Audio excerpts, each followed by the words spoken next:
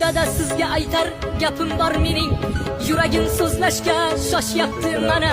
Bugun hammasini oshkor aytaman. Eng zo'r insonim siz o'zingiz dada. O'zimni eng pahlavon qirolim dadam. Yiqilsam suyagan panohim dadam. Meni yomon desa qancha odamlar, yaxshiligimga faqat guvohim dadam.